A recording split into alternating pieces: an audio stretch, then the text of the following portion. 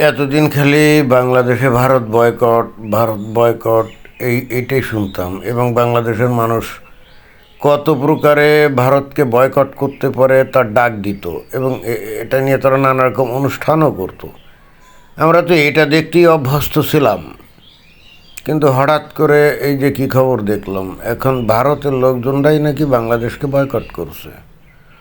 তো ভারতের লোকজনরা বাংলাদেশকে কী কারণে বয়কট করছে এবং কীভাবেই বা বয়কট করছে, এটা খুব ইন্টারেস্টিং একটা ব্যাপার। অতএব বিষয়টা নিয়ে তো দুই চার কথা বলার একটা দাবি রাখে।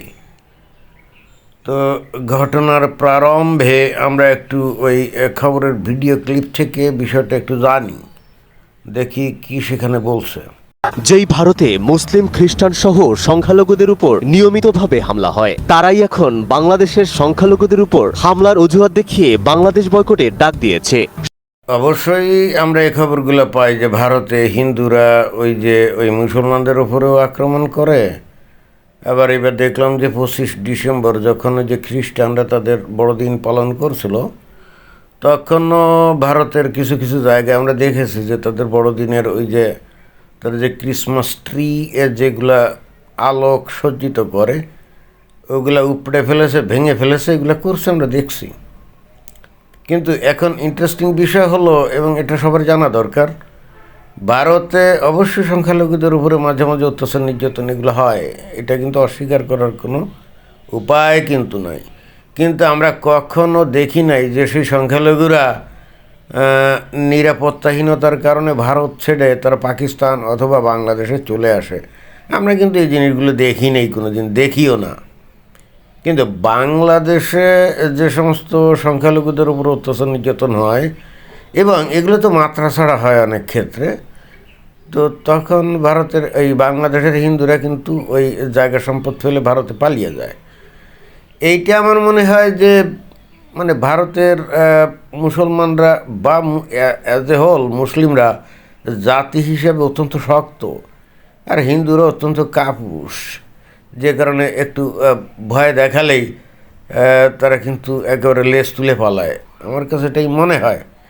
কিন্তু এখানে ওই ভারতে সংখ্যালঘুদের উপর অত্যাচার নির্যাতন হয় বলে এইটা তো বাংলাদেশের সংখ্যালঘুদের উপর নির্যাতনকে তো বৈধতা দেয় নাকি?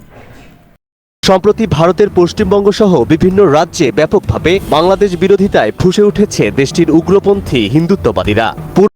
বাংলাদেশের তৌহিদি জনতা তো বটেই, একই সঙ্গে বাংলাদেশের সরকারের তরফ থেকেও যেভাবে ভারতের বিরুদ্ধে বিষোদ্গার করা হয়, ভারতকে বয়কটে ডাক দেওয়া হয়, এবং সরকারকে যারা চালায়, যাদের সমর্থনে সরকার আছে বাংলাদেশের, তো তারা যেভাবে ভারত বিরোধী কথাবার্তা বলে, ভারতকে বয়কট করার কথা বলে, এবং ভারতকে ভেঙে টুকরে খান খান করে দিতে চায়, ভারতকে ধ্বংস করে দিতে চায়। একজন ছাত্রনেতা তো বলল যে কুলাউড়ায় যে পরিমাণ ইউরেনিয়াম আছে, এইগুলো যদি কালেকশন করা হয় তাহলে সেটা দিয়ে নাকি ভারতকে কয়েকবার ধ্বংস করা যায়।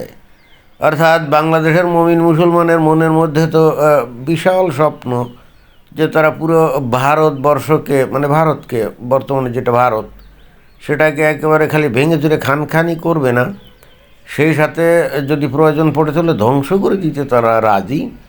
এবং এরাই কিন্তু প্রতিনিয়ত ভারত বিরোধী স্লোগান দেয়, ভারত বিরোধী কথা বলে, ভারত বিরোধী ভারত বয়কট এই স্লোগান এরাই তো দেয়। আমার তো ধারণা যে এদের এই বয়কট দেখতে দেখতে দেখতে এই ভারতের মানুষও এখন বাংলাদেশকে বয়কট করার এই বিষয়টা মনে হয় তারা রপ্ত করছে। তা যদি না হতো, অতীতে তো আমরা কখনো ভারতের সে উগ্র হিন্দুত্ববাদী হোক আর উদারপন্থী হোক, কারোর মধ্যে কখনো তো আমরা এই বাংলাদেশ বয়কট এই ধরনের আন্দোলন আমরা তো দেখি নাই। তাহলে এখন তারা বাংলাদেশ বয়কটের জন্য আন্দোলন কী কারণে করছে? নিশ্চয়ই তাদের তাদের তাদের পিঠ আসলে দেয়ালে ঢেকে গেছে, এবং তারা উপলব্ধি করতে পারছে যে বস্তুত বাংলাদেশে যে সমস্ত ভারত বিরোধী কর্মকাণ্ড চলছে একেবারে প্রকাশ্যে, তা আবার সরকারের সাথে সংযুক্ত লোকজনরা এটা করে যাচ্ছে অকাতরে, এবং কেউ এদেরকে বাধা দিচ্ছে না, কেউ কোনো কথাও বলছে না। তো তখন ভারতের হিন্দুরা হয়তো মনে করেছে তাহলে তাদের তরফ থেকেও কিছু মানে প্রতিক্রিয়াস্বরূপ কিছু করা উচিত। যদি সেটা না করা হয় তাহলে বাংলাদেশের মানুষের কাছে একটা ভুল মেসেজ যাবে, এবং সেটা হলো যে বাংলাদেশের মানুষ মনে করবে যে ভারতের হিন্দুরা আসলে কি কাপুরুষ, তাই না? তাদের গার্ডস নাই, তাদের বিসি নাই, সোজা হিসাব।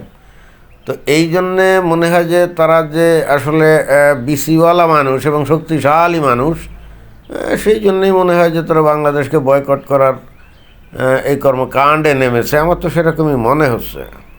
দমেই শহর জুড়ে বয়কট বাংলাদেশ লেখা পোস্টার সাটিয়ে চালানো হচ্ছে প্রচারণা। বাংলাদেশেও যেমন প্রতিনিয়ত ওই ভারত বয়কট বা ভারতের বিরুদ্ধে জিহাদ করার ঘটনা দিয়ে মিছিল, প্রতিবাদ মিছিল এগুলো বের হয়, তো এগুলো তারা তো দেখে, তাই না? এখন দেখে দেখে তারা এখন মনে হচ্ছে যে ওই একই রোগে আক্রান্ত, এখন তারাও বাংলাদেশ বয়কট আন্দোলন শুরু করেছে। আমার তো এরকমই মনে হচ্ছে। বিগত কয়েক সপ্তাহ ধরেই পশ্চিমবঙ্গের শিলিগুড়ির বিভিন্ন হোটেল, লজ এবং যানবাহনে বাংলাদেশিদের প্রবেশ নিষেধ পোস্টার দেখা যাচ্ছিল। তবে নতুন বছরে তারা আবারও নতুন করে বাংলাদেশের নামে ঘৃণা ছড়ানো শুরু করেছে। তা ভাই, ভারত যখন একেবারে ঠেকায় পড়ে এখন যদি তারা কিছু না করে তাহলে তো তাদের মান ইজ্জত যায়, এবং বাংলাদেশের মানুষ মনে করতে পারে যে ভারতের লোকজন নপুংসক, কাপুরুষ এবং প্রচণ্ড রকম আত্মকেন্দ্রিক স্বার্থপর মানুষ।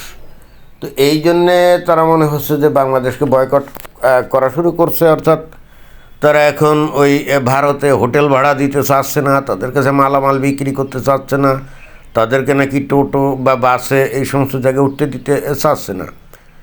তো ঘটনা হচ্ছে যে এই যে সংবাদ পাঠক কী বলল, যে ভারত বয়কটের নামে ঘৃণা ছড়াচ্ছে, অর্থাৎ কারা ঘৃণা ছড়াচ্ছে? ভারত, তাই না? তো এখন এই যে খবর পাঠক, এরা কি কখনো বাংলাদেশে যখন প্রতিনিয়ত এই যে ভারত বয়কট এবং ভারতের বিরুদ্ধে প্রচণ্ড হিংসামূলক বক্তব্য যখন দেয়, তখন বাংলাদেশের মানুষ যে ভারত বিরোধিতার নামে ভারতের বিরুদ্ধে, হিন্দুদের বিরুদ্ধে ঘৃণা ছড়াচ্ছে, এই ন্যারেটিভটা কি তারা দেয়?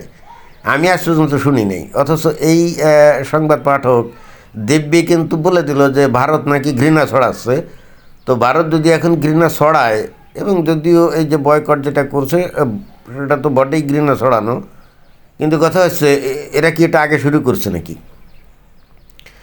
এই যে বয়কটের খেলা ভারতের লোকজনরা তো আগে শুরু করে না, এটা তো শুরু করছে বাংলাদেশ।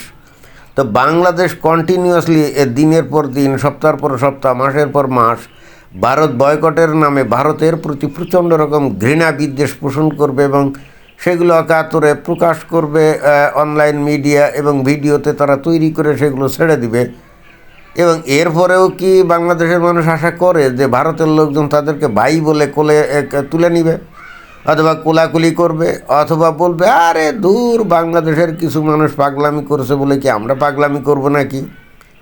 বিষয়টা তো এরকম হয় না। ওরা যদি চুপচাপ থাকে বা থাকতো, তাহলে এই বাংলাদেশের তৌহিদি জনতা তো তাদেরকে কাপুরুষ বলতো। তো ভারতের লোকজন মনে হয় যেটা জেনে গেছে, আর জেনে গেছে বলে তারা হয়তো কিছু করে দেখানোর একটা তাগাদা অনুভব করছে। তো বাংলাদেশের দেখা দিকে যখন ভারতীয়রা এই কাজটা করছে, তখন এই ভারতের এরা কীভাবে ঘৃণা পোষণ করে, আর যদি এটা ঘৃণা পোষণ হয়েই থাকে, তো বাংলাদেশের লোকজন এতদিন ধরে এই যে গত 4 আগস্ট, ওই 5 আগস্ট 2024 সালের পর থেকে যে 16-17 মাস ধরে, তাহলে বাংলাদেশের তৌহিদি জনতা কি প্রকাশ করলো? তারা কি ভারতের প্রতি ভালোবাসা প্রকাশ করলো? বাংলাদেশ এতদিন ধরে ইট মেরে গেছে, তাই না? আর ভারতের লোকজন পাটকেলটা মারবে না তা তো হয় না। কিন্তু কথা হচ্ছে, যদি এক দেশ আর এক দেশকে বয়কট করে, তাতে ক্ষতি কাদের বেশি হবে? বাংলাদেশ যদি ভারত বয়কট করে আর ভারত যদি বাংলাদেশকে বয়কট করে, তাহলে সমস্যায় কারা বেশি পড়বে? ভারত বেশি সমস্যায় পড়বে না বাংলাদেশ বেশি সমস্যায় পড়বে? আমার মনে হয় যে এটা নিয়ে ক্যালকুলেশন হওয়া উচিত। ধন্যবাদ।